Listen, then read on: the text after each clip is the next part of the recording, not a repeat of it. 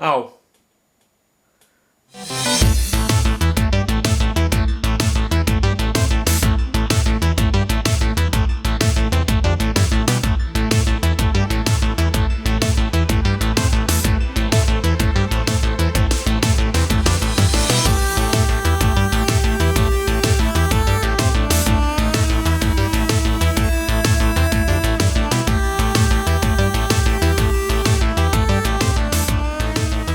Hello Chappets, I want to talk to you about Defenders of the Realm because I've just recently received this from Kickstarter.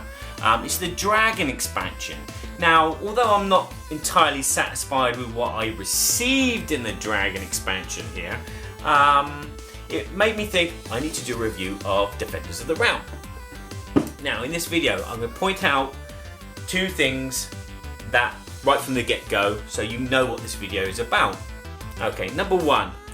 I like Defenders of the Realm. I like Defenders of the Realm better than this one, okay? Number two, the most important thing is there's going to be a lot of references between these two games because they are the same. One's classical music and one's pop music.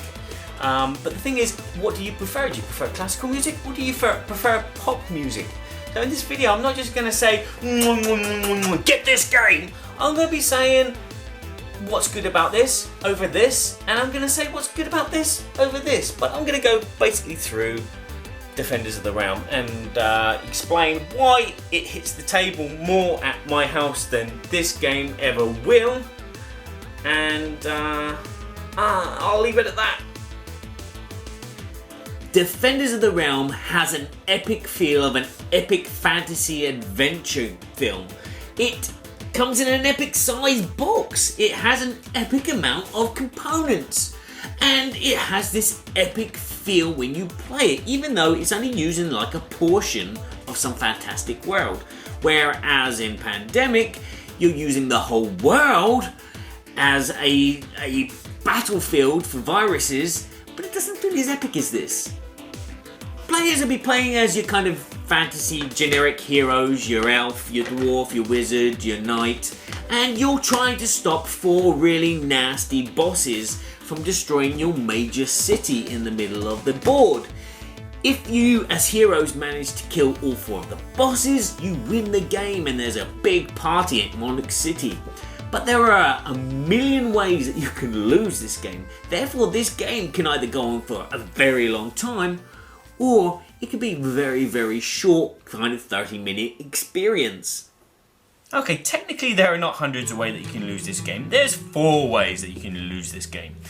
If one of the 4 nasty, evil bosses arrive eventually, because they walk slowly, into Monarch City, if just one of them arrives at Monarch City, you lose the game. They destroy Monarch City with their superior forces.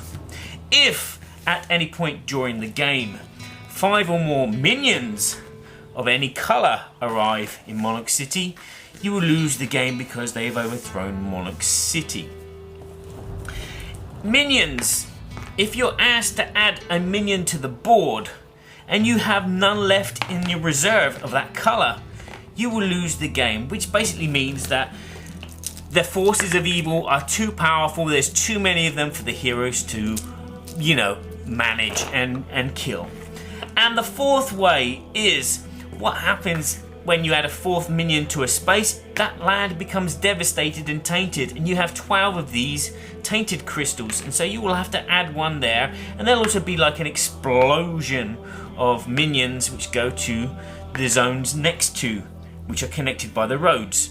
And so when there's no more of these tainted crystals to add to the board, you will lose the game because too much of your rural countryside has been destroyed and devastated, and there's no way that you as heroes can motivate the villagers that live at Pleasant Hill or at Angel's Falls to live there, and so they leave willingly.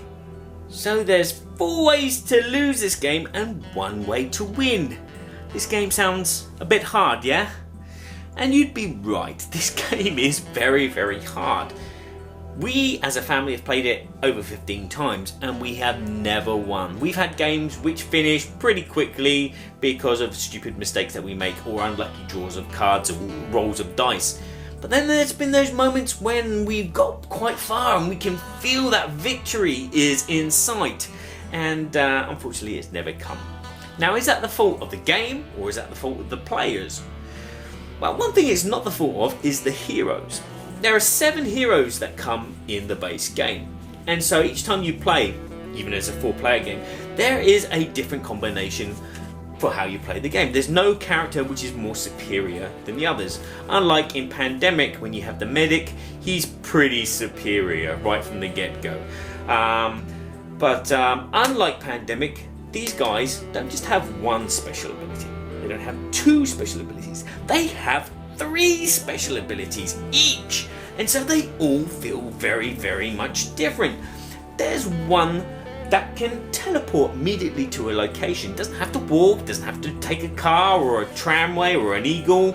He can just go bing, he's there, and he goes bang like that. There's another character which can disguise themselves as any of the minions, and then so he can sneak into a camp and just do a surprise attack and kill minions very, very easily. There's one with a horse, so they can move a bit faster. There's one that can do fireballs, which does really powerful attacks. There's one that scares away the dead. There's one that does really powerful attacks and doesn't get attacked back. They're all very different and they all feel very unique and they all feel super uber powerful, so you don't ever feel that you're gonna lose the game. But somehow we always kind of manage to. So players will be choosing their characters either at random or by choice. They will receive 2 hero cards each, they will receive a quest card each, and then a number of life point tokens depending on their character's life points, and then they will get one of the stunning, beautiful minis which goes with their character. And these characters all start in Monarch City. Then you set up the board with all its invading forces. All 4 of the unique bosses will start in their own unique spaces. Like Sapphire will start in the Blizzard Mountains with her Dragonkin army. Gorgut will start in the Thorny Woods with his Orc army. Varkolala will start in the Dark Woods with his Undead army, and Balzarag,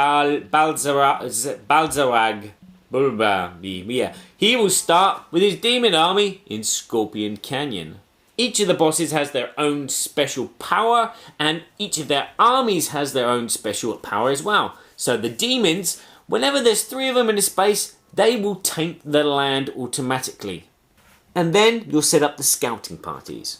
You'll draw 3 darkness spread cards, and you'll look at the 6 locations, and you will place 2 minions of those colours of that location out on those spaces. And then, to make things worse, you'll draw another 3 darkness spreads cards, and then you'll place 1 minion of each colour on each of those locations, making sure that there is never more than 3 minions on one location at the end of the setup. So with the board all set up, we're now ready to play Pandemic. Ready to play Defenders of the Dragon. Realm. Okay. In the game, each player will have a turn, and on their turn, it'll be divided into 3 phases. They'll have their morning phase, which will be to do as many actions as they have life points. So the more you have, the more actions you can do. And all of these actions are beautifully illustrated on the back of the manual. And that's probably the best part about the manual. I'll go into that in detail later. In the evening phase, the hero will then draw 2 more hero cards to add to their hand. Now their maximum hand size is 10. And these cards are very important because they don't just have 1 use, 2 uses, not even 3 uses. They have 4 uses. And with the special cards, that's a 5th use. So, you will keep the best cards, obviously, out of the 10 that you have eventually. And then in the evening phase, not the evening phase, the nighttime phase, you will draw a Darkness Spreads card. Now, depending on the war status tracker, which you'll put next to the board. So at the beginning of the game, it will start on early. You will only draw one Darkness Spreads card. But when you kill a boss, it will jump to the mid-term, which means that you have to draw 2 of these dudes. And then if there's only one boss left, you'll be drawing 3 of these dudes. On it, as you've seen already, is where minions will spawn on the board, and possibly the boss will possibly crawl to the next space if it says on the card that they crawl to that next space. Okay, let's talk about the action points. How can we spend an action point? Well, movement is important in this game. For 1 action point, you can move your character to one of the adjacent spaces, which is connected by one of the roads. So I could move to the Father Oak Forest, or I can move to the Dancing Stones, or Greenleaf Village there. So that cost me 1 action point. Another thing I could have done is I could have used horseback or eagleback, if there is such a thing as eagleback, okay?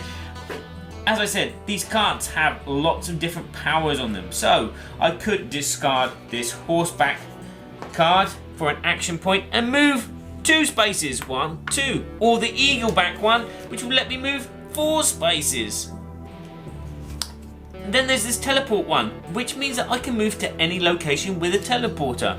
So I discard that card, 1 action, and I could move here because there is a teleporter there. Okay, moving through teleporters is another action, which is cool. It's a bit like Pac-Man. Okay, so for 1 action, I can move directly from one teleport to another teleport, just like Pac-Man. So that's movement with the shaky cam kind of experience. So while we're on the subject of teleporting and teleport stones, 1 action that you can do is to build a teleporter. Now to do this, you need to be in the location where you have a hero card with the same location marked, like this. It takes 1 action, you discard that card, and you build a teleporter, just like that. It doesn't matter if there's monsters there or a boss there, they don't do anything, which is cool. Another thing you can do is if you are on land where there is a Tainted Crystal.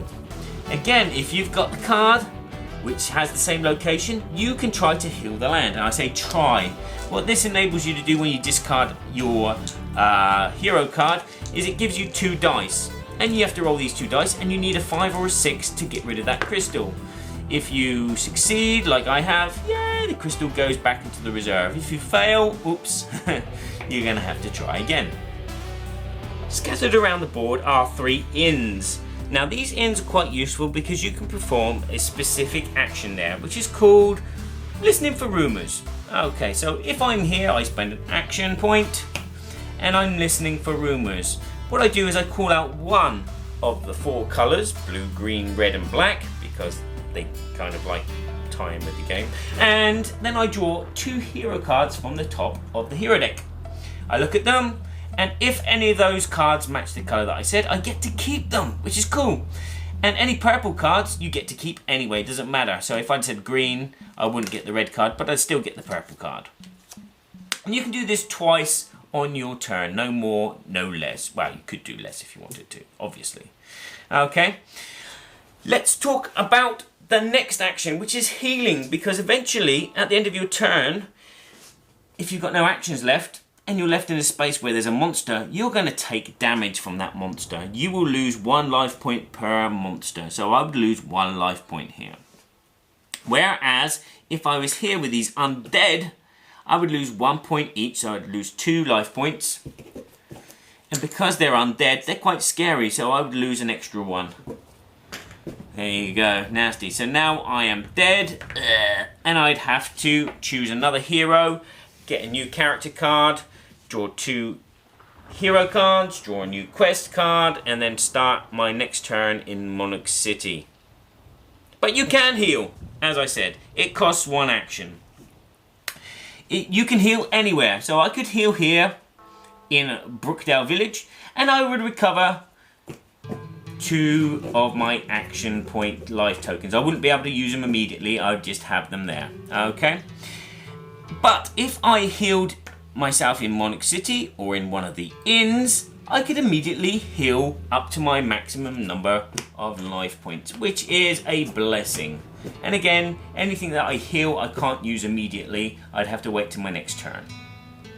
The last action is of course combat. Now there are two types of combat. You can do combat against the minions or combat against the big bad bossy boobies. Yeah, these dudes. Yeah, you're nasty, you are.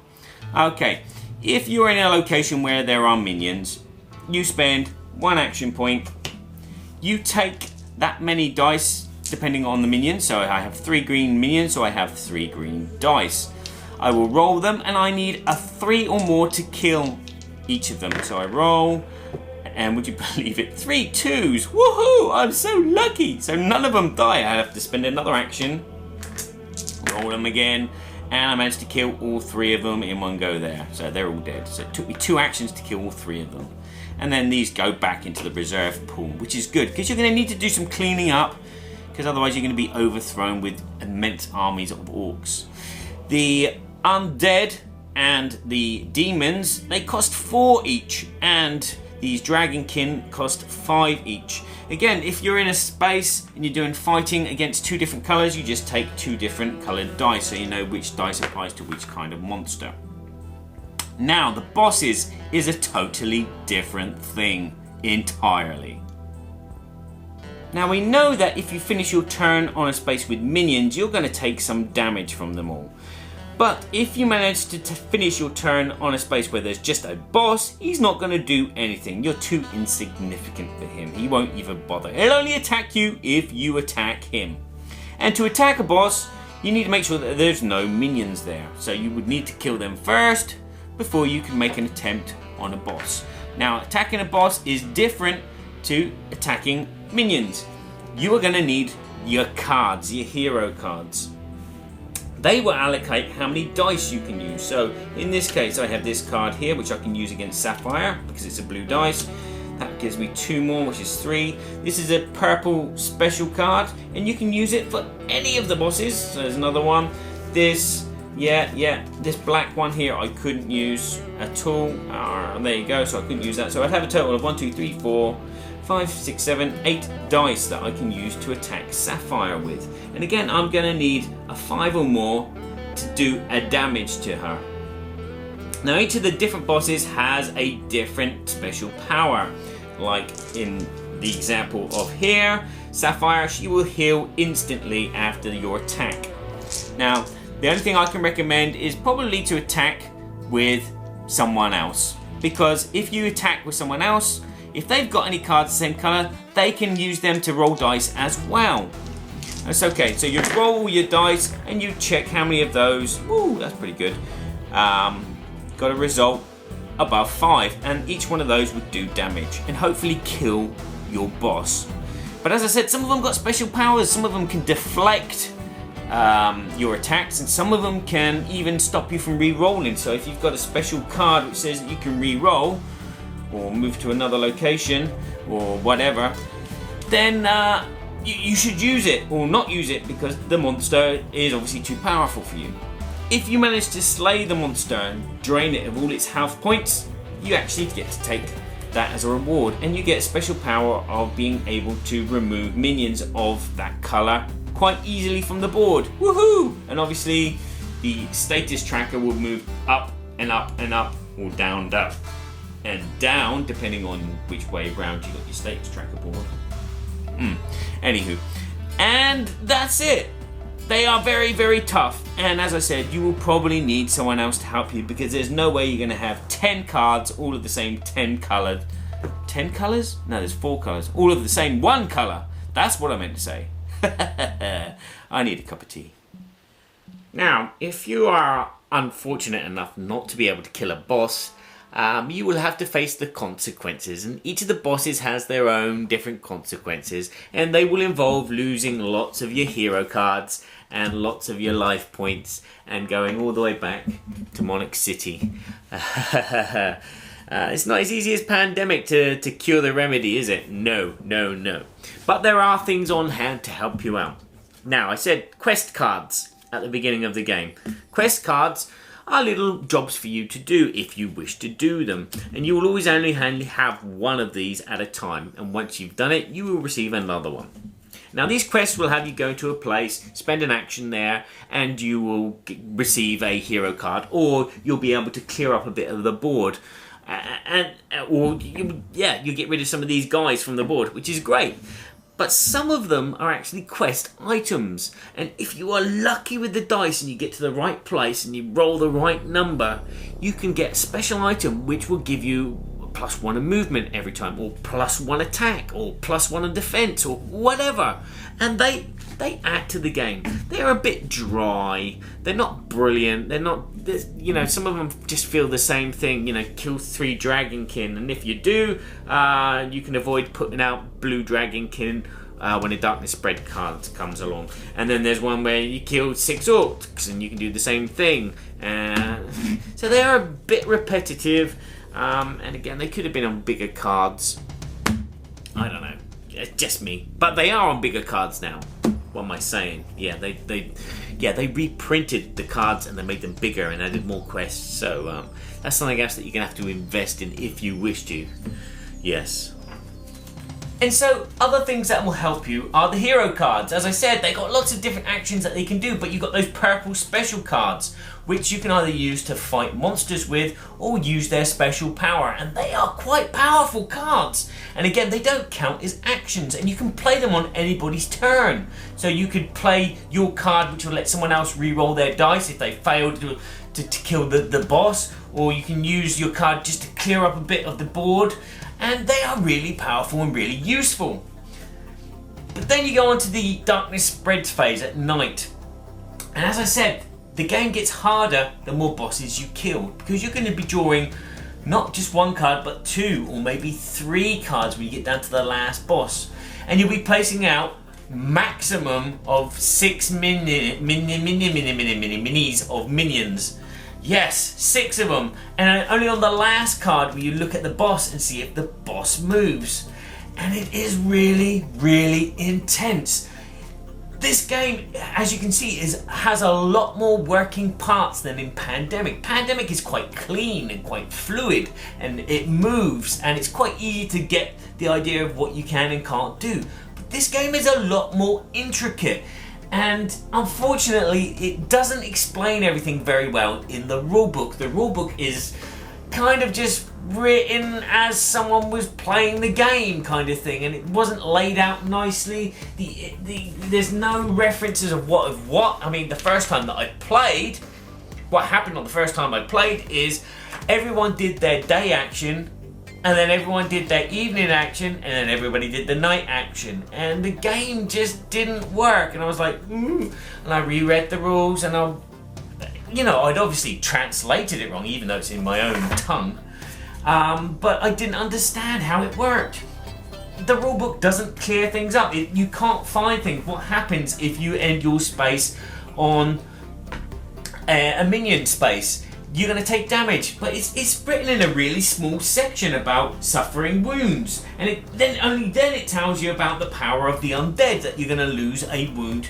And at the beginning of the game, it's just not really well laid out, and it's, as you can see, or you can't see because this camera is very far away, it's just not laid out, and it's not easy to find things apart from if you're looking for the boss, how to kill the boss and how to attack him in groups, and that's it. But luckily there's that on the back, which is its saving grace. And once you know how to play the game and you've watched a really good tutorial video, unlike this one, which is just all over the place, you're going to find this game fantastic, and you're going to find this game fun, because there is a lot of different possibilities that you don't get in Pandemic, like the combat. There's no dice in Pandemic unless you're playing Pandemic the Cure, for instance. But this game just has so much going for it, and it is a great puzzle, and it is a great experience. And again, this game gets to our table more than a lot of the games that you've seen me review or seen me play, okay? Due to the fact is, my daughter and my wife can never really agree on a game. It'll be like, oh, let's play a game today. Oh, yeah, okay, I'll play a game. And one of them goes off into my room, brings back a game, and the other one says, no, don't play that. And so the other one would go off and get a game, and the other one says, no.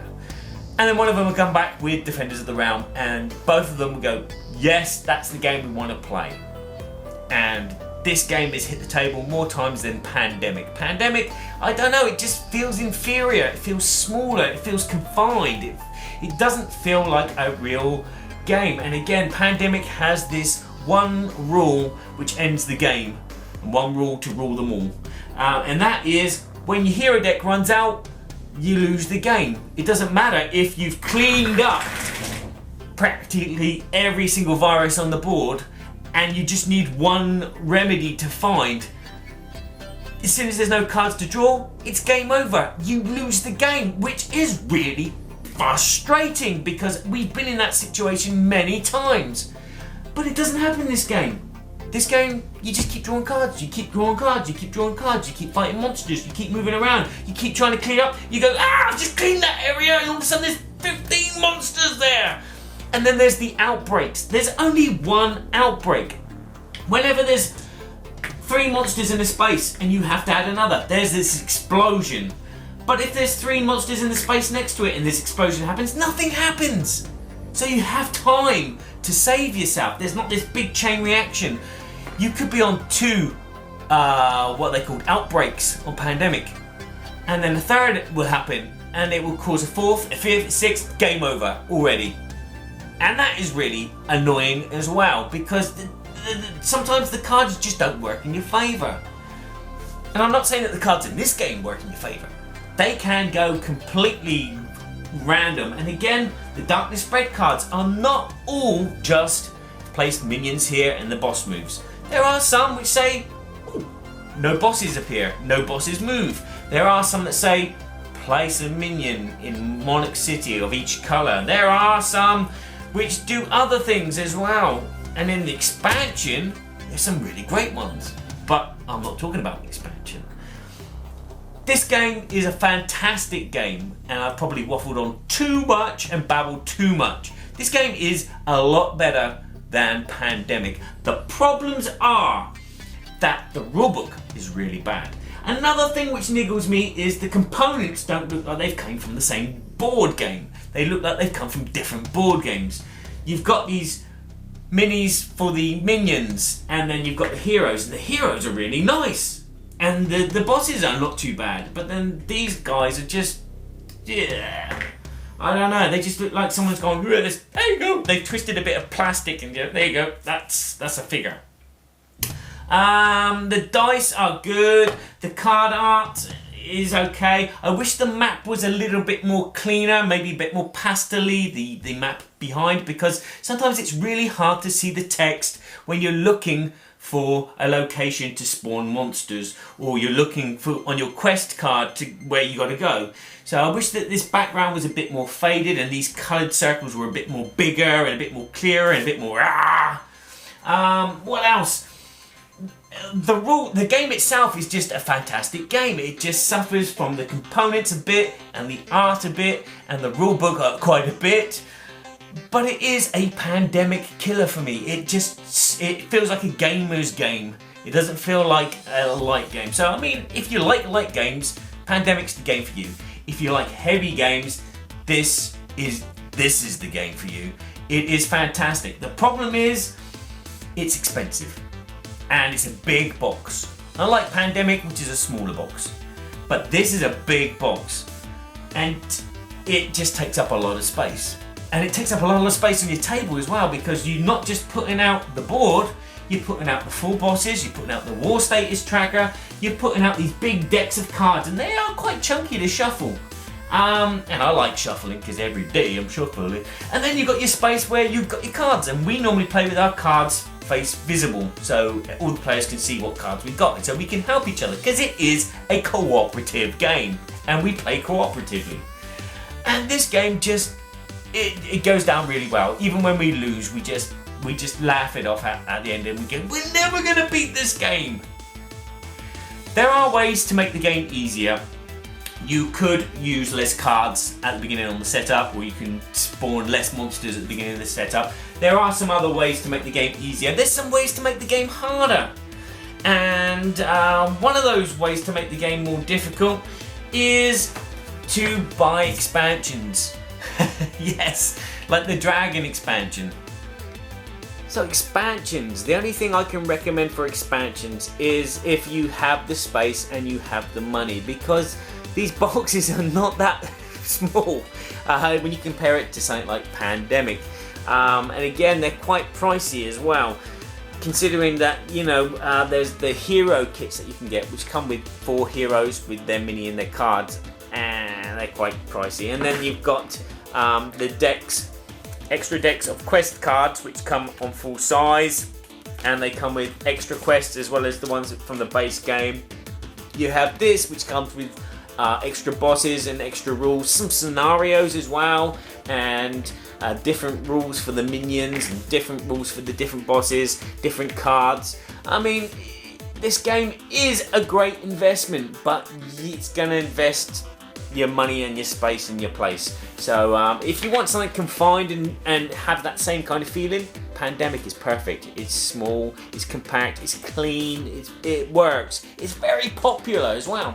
But if you want a gamer's game, Dungeons and Dragons, it's Defenders of the Realm. Defenders of the Realm is a board game for real board gamers.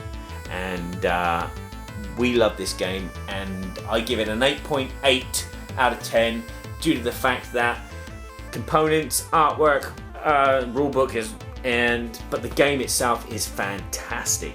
It is so much better than Pandemic for me. And so I'm going to leave you with that. And I'll remind you that you don't have to buy every single game out there. You just need to own some really good ones. And this is, for me, a really good one. I can't even say that word. Try to decide what I want to draw here. Yeah, Frankenstein. I know what the game is. It's just. Let me look at that question again. Yeah, the question what is. What am I excited about? Yep. All right. So, how do I draw this with not giving it away, because it'd be really, really obvious? Well, we need a win here, so be nice. Play nice, children. We don't want any obscure crap. No. All right. Or You ready? squirrels. You ready? I'm going really simple here. Wow, he's quick too. Okay. Oh my goodness.